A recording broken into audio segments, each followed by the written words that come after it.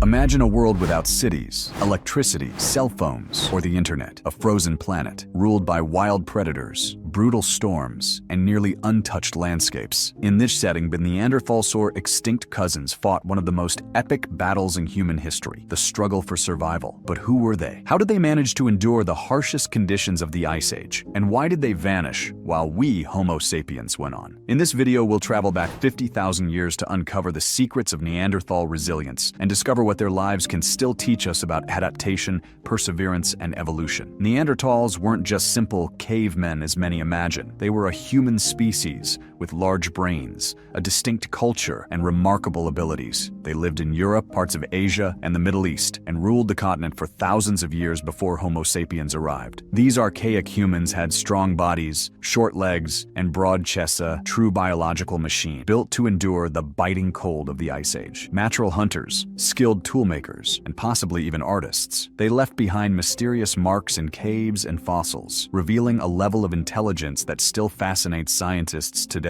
Studying how Neanderthals survived is more than just a journey through time, it's a window into what it means to be human. They faced extreme environmental challenges, hunted mammoths with stone spears, cared for their sick, and buried their dead with respect. In other words, they weren't just survivors, they were social, empathetic, and complex beings. Understanding their daily lives, their fears, their strategies, and even their failures can help us uncover how we ourselves evolved. And more importantly, why did we manage to move forward while they vanished? Was it luck, adaptation, or a mix of both? 50,000 years ago, Earth was a radically different place. The planet was in the grip of the Ice Age, with glaciers covering much of the northern hemisphere. Giant animals like mammoths, woolly rhinos, and saber-toothed tigers roamed the land. Days were short, nights were freezing, and a single mistake could mean death. The humans of that time had no sewn clothing or brick houses. Everything was improvised from hides, bones, stones, and wood. Yet amid the icy chaos, Neanderthals built communities, developed sophisticated stone tools,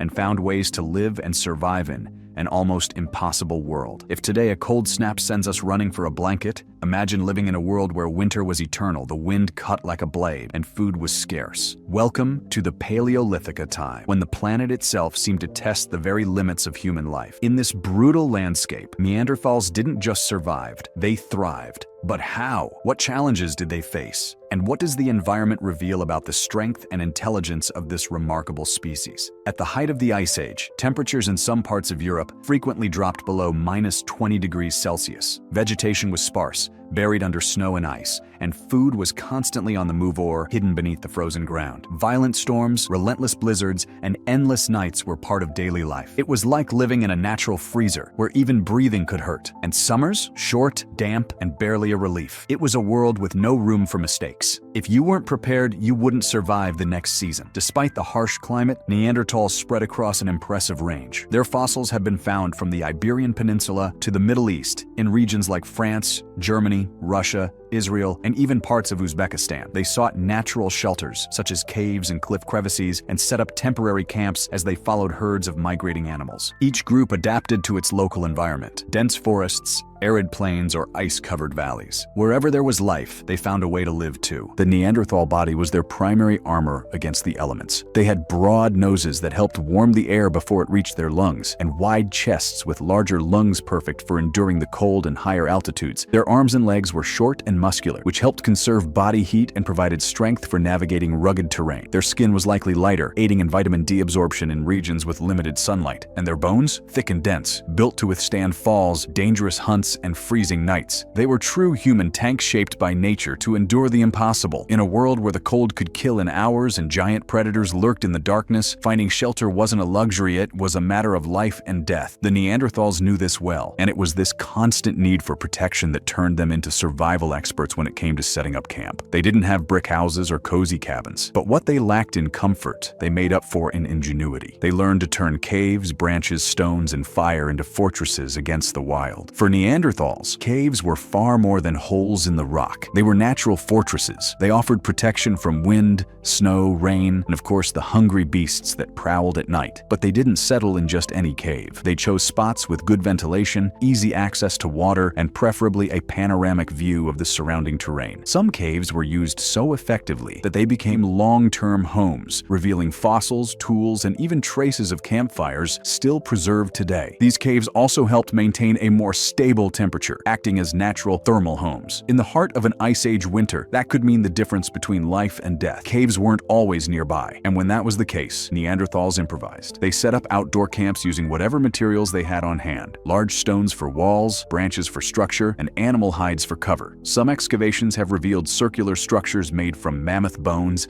and other giant animal remains. These were true prehistoric igloos, used as temporary shelters during migrations or extended hunts. These camps show that Neanderthals had a sense of planning and organization. They knew where to sleep, where to build fires, where to store tools, and even where to discard food scraps to keep predators away. Fire was the heart of the Neanderthal shelter. It didn't just warm the space it cooked food, kept wild animals at bay, and lit up the pitch-black nights without moonlight. Mastering fire was a game-changer. Neanderthals knew how to keep a fire going for days, using techniques like carefully stacking embers and covering them with ash, and more. Studies suggest they even had designated spots for fires within their caves, showing their organization was more advanced than once thought. More than a tool, fire was a symbol of connection. Around the flames, they shared meals, tended to the injured, and perhaps even told stories, maybe the first whispers of what we would one day call culture. Eating wasn't just a necessity, it was a triumph. In a wild, frozen world, finding food meant tracking massive prey, facing life-or-death dangers, and sharing every bite with the group. For Neanderthals, eating was a raw art, a game of strategy and survival. And it wasn't just raw meat and bones. The Neanderthal diet was more varied and surprising than many might think. The way they fed themselves reveals a lot about their intelligence, teamwork, and even the more sensitive side of their species. Neanderthals were carnivores out of necessity. In cold regions with sparse vegetation, meat was their main source of energy. They hunted large animals like reindeer, wild horses, bison, and even mammoths, massive creatures that required teamwork and immense bravery to bring down. And they wasted nothing. They used the meat, bone marrow, internal organs, and even the fat, which was vital for surviving the cold. Some fossil evidence even suggests they may have practiced cannibalism in extreme situations, a topic that still sparks debate among archaeologists. Hunting alone was a death sentence. That's why Neanderthals hunted in groups using coordinated tactics. They would surround animals, drive them toward cliffs, or funnel them into rough terrain where they became more vulnerable. There's evidence of pits dug into the ground and even ambushes, revealing a remarkable ability to plan and communicate for a species without written language. During these hunts, every group member had a role, from scouts to those lying in wait to strike at just the right moment. It was a true dance of survival, where success depended on perfect timing and teamwork. But Neanderthals didn't live on meat alone. Recent dental tartar analyses have revealed something surprising. They also ate plants. Roots, wild berries, seeds, and even cooked grains were part of their diet, especially in regions with milder climates. This shows they knew how to adapt their diet to their environment and had knowledge of what was edible versus what was poisonous. Some researchers even suggest they cooked bitter roots to make them more digestible, surprisingly sophisticated behavior for the time. Neanderthals were masters of weapon making. They used sharpened wooden spears, carefully fitted stone points, and scrapers to strip meat from bones. The tools of the so-called Mousterian culture reveal an impressive mastery of stone technology. There's also evidence they used natural adhesives, like tree resin, to attach stone tips to wooden shafts, essentially prehistoric glue. Their blades were also precisely sharpened for different tasks: cutting meat, scraping hides, or piercing bone. If Neanderthals had a signature, it would be etched in stone, literally. Long before the invention of writing or agriculture, they had already mastered their own form of technology, a quiet revolution built on flake stone, raw wood, and sharpened bone. And the most remarkable part? They did it all without instructions, tutorials, or templates, just through observation, trial and error, and a keen sense of adaptation, sharp as their blades. In such a hostile world, technology wasn't a luxury, it was the line between life and death. The name might sound complex, but Mousterian culture is one of the greatest legacies of the Neanderthals. Named after the archaeological site of Le Moustier in France, this culture marks a true leap in toolmaking. They didn't just break stones, they planned every flake. They used a technique called the Levallois method, where they shaped the stone's core with incredible precision to strike off a ready-made blade with a single blow. This shows that Neanderthals thought ahead. They designed their tools before they even made them. Such sophistication points to something even deeper. They had memory, logic, and manual skill on the level of true craftsmen. Each tool had a specific purpose. Spear points were used to pierce large prey. Scrapers Reapers cleaned animal hides. Blades were used to cut meat or shape wood, and all were crafted with a level of precision that still impresses today. What's more, they knew how to adapt the shape of the stone to the intended using a finer point for piercing, a curved blade for slicing, all made by hand, without machines or molds, just sharp eyes and skilled hands. Some tools even show signs of heavy use and repair, indicating they valued and reused their gear, treating these tools almost like extensions of their own bodies. To craft all of this, Neanderthals used what the environment provided. Stone was their primary material, especially flint, a hard rock that could be flaked with precision. But they also used large bones as hammers and wood to make spear shafts and tool handles. What's fascinating is how deliberately they chose these materials. For instance, yew, wood-strong yet flexible, was a favorite for making spears. Long bones from large animals were turned into levers, scrapers, or even digging tools. Even without metal, wheels, or writing, Neanderthals proved that technology doesn't rely on electricity, it thrives on ingenuity. And in that, they were far more advanced than most people realize. Long before the first cities, religions, or governments, Neanderthals had something fundamental: a sense of community. They didn't live as isolated individuals, but as tightly knit groups bound by survival, affection, and cooperation. And despite the lingering stereotype of the cave brute, the traces they left behind reveal a species far more sensitive, compassionate, and intelligent than once believed. When we take a closer look, we begin to see that Neanderthals had a culture of their own, and perhaps even the earliest roots of what would one day become our humanity. Alone, a Neanderthal wouldn't last long. Survival depended on being part of a group for hunting, protection, warmth, and care. Living collectively wasn't the exception, it was the rule. And that may have been one of the species' greatest strengths. These groups likely ranged from 10 to 30 members, often composed of extended families. Together, they traveled long distances, shared food, and looked after the most vulnerable. Unity was, quite literally, what kept them alive amid nature's chaos. And more. Living in such close quarters likely forged deep emotional bonds, perhaps even deeper than we imagine. Neanderthals had sexual relationships primarily for reproduction, of course, but evidence suggests there may have been some form of partner selection, perhaps based on appearance, strength, or social standing within the group. While there are no direct records of romance or anything resembling marriage, genetic studies offer some intriguing insights. For instance, Neanderthals avoided inbreeding between siblings or between parents and offspring, suggesting a social taboo against incest. Often chose partners from outside their own group, implying interclan exchanges, something that also helped promote genetic diversity. Nothing worked without collaboration. Neanderthals practiced a division of labor based on age, strength, and experience. The strongest hunted, the most skilled crafted tools, the elders offered guidance, and children learned by watching everything up close. This cooperation wasn't random, it was strategic. Excavations have revealed evidence that even the injured or disabled remained part of the group and received care. This suggests they valued each individual and understood the power of caring for one another. In a world where any mistake could be fatal, teamwork was the greatest technology they had. Did Neanderthals speak? It's one of science's most intriguing questions. And while the answer remains partially shrouded in mystery, the likely conclusion is Yizor, something very close to it. Fossils show they had a hyoid bone critical for supporting the muscles used in speech, very similar to that of modern humans. Additionally, their brains had well-developed regions associated with language. So, while they probably didn't give speeches, they likely used sounds,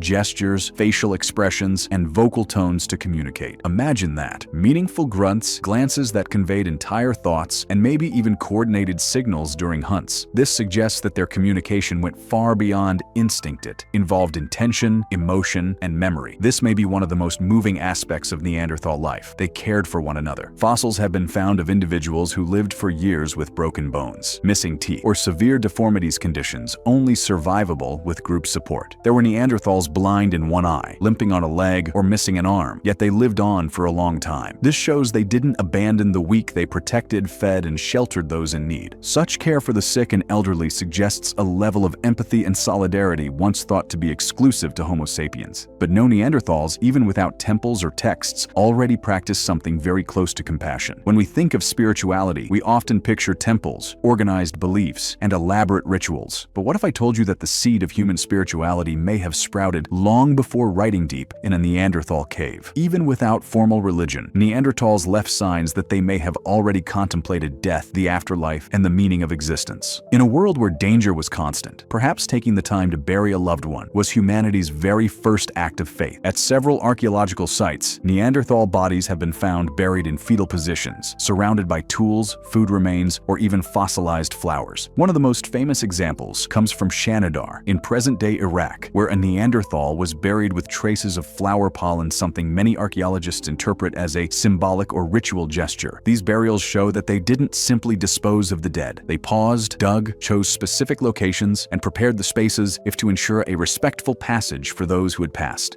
And that changes everything, because burying someone requires more than technique. It requires memory, emotion, and perhaps belief. If Neanderthals buried their dead, could they have believed in something beyond life? We can't say for certain, but their symbolic gestures offer strong clues. They may have seen death not as a definitive end, but as a transition. Perhaps they believed in spirits, some kind of invisible force, or simply wished to keep their dead close. In any case, their care and burial practices reveal something profound. Neanderthals had deep emotions, and that connects us to them in a surprising way. After all, what makes us human if not the ability to grieve, to remember, and to honor those who are gone? For a long time, it was believed that only Homo sapiens created cave art, but recent discoveries have challenged that idea. In caves across Spain, paintings have been found dating back over 60,000 years before Homo sapiens ever arrived in the region. These markings, dots, lines, negative handprints may have been made by Neanderthals. If that's true, it changes everything. It shows they didn't just hunt and survive, they thought, felt, and created. They ruled the European continent for over 300,000 years. They survived endless blizzards, hunted mammoths, crafted incredible tools, and cared for their own with empathy. But then,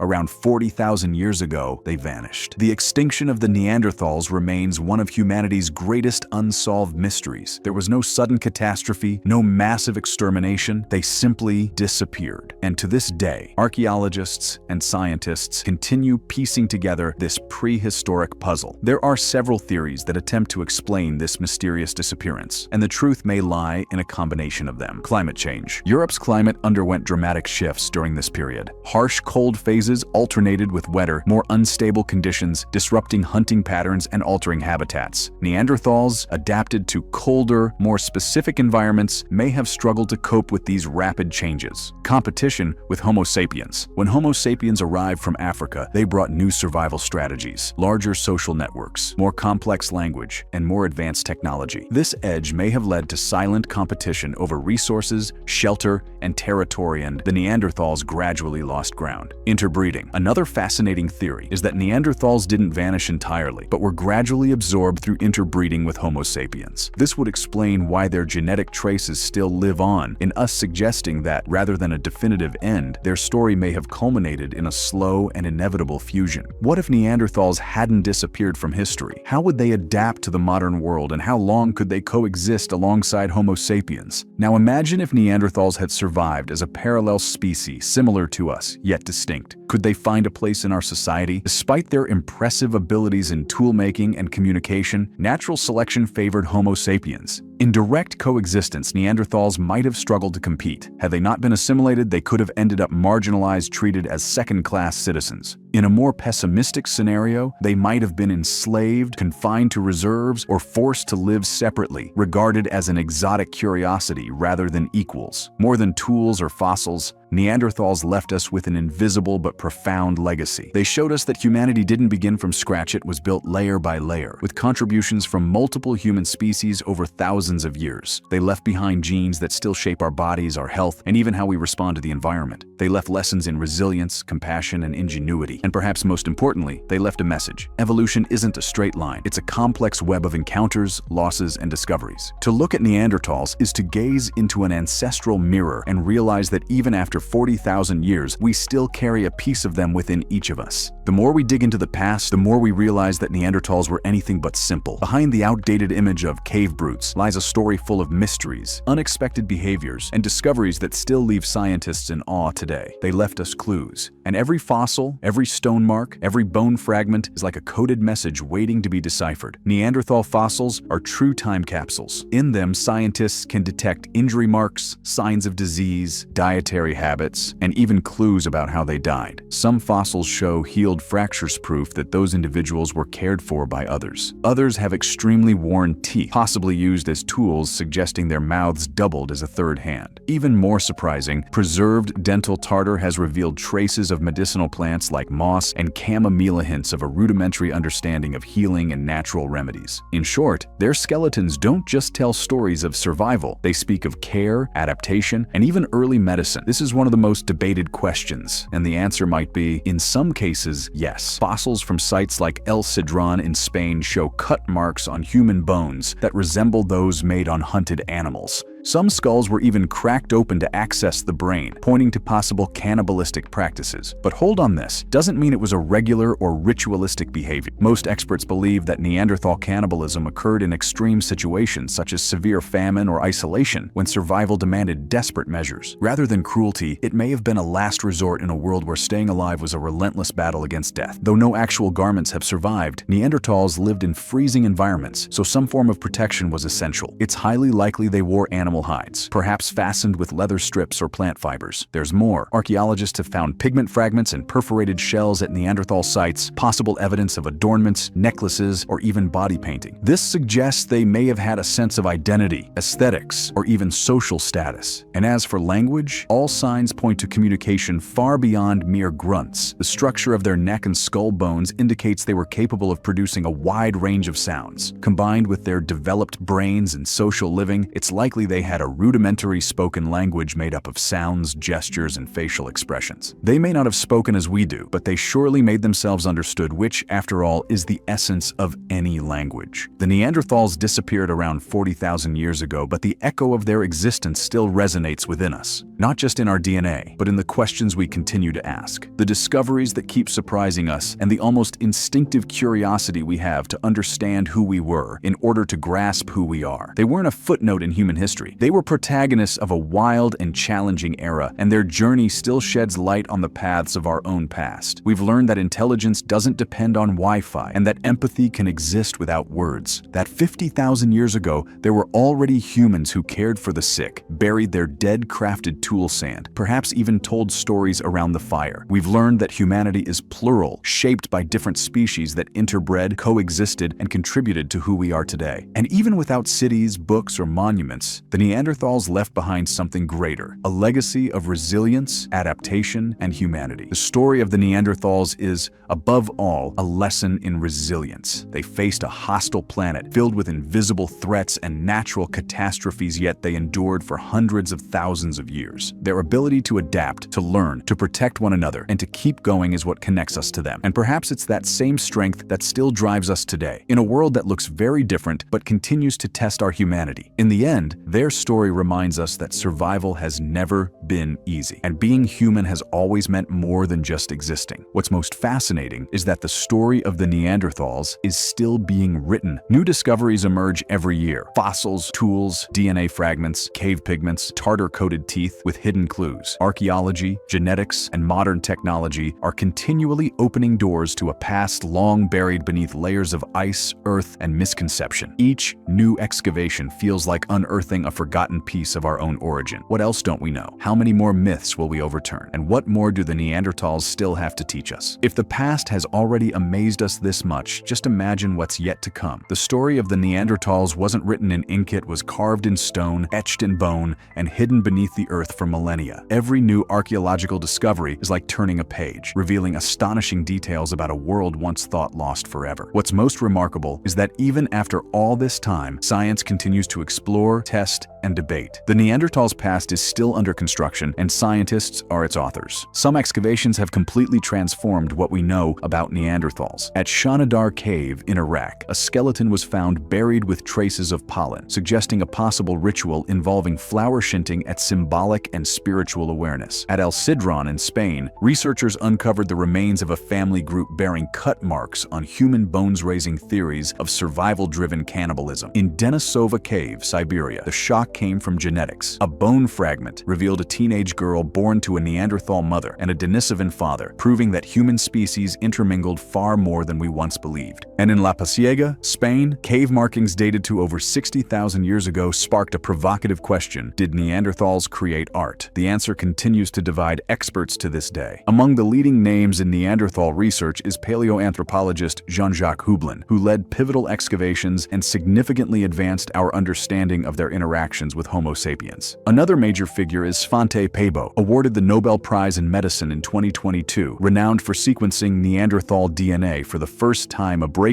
that turned archaeology into molecular science. Key studies published in Nature and Science are frequently cited for bridging archaeology, genetics, and anthropology, such as the confirmation that nearly all humans outside Africa carry Neanderthal genes, a revelation that shattered old theories of extinction and genetic purity. For those who want to see it all up close, the world offers many places where the past comes to life. The Neanderthal Museum in Mettmann, Germany, is located near the valley where the first Neanderthal fossil was discovered in 1856, the famous Neanderthal man. The National Prehistory Museum in Les Assises, France, houses finds from a region rich in early European fossils and archaeological sites. Altamira, Spain, and Chauvet, France, feature stunning replicas of prehistoric caves with rock art, some possibly created by Neanderthals. These aren't just museums, they're open windows into a past that still pulses, waiting to be rediscovered by each new generation. The Neanderthals may have vanished, but they left a deep mark on our history and even in our DNA. They weren't brutes, but humans just like us, with culture, bonds, and intelligence. If you enjoyed this trip to the past, hit the like button, subscribe to the channel, and ring the bell so you don't miss our next videos. There's still so much history for us to uncover together. See you next time.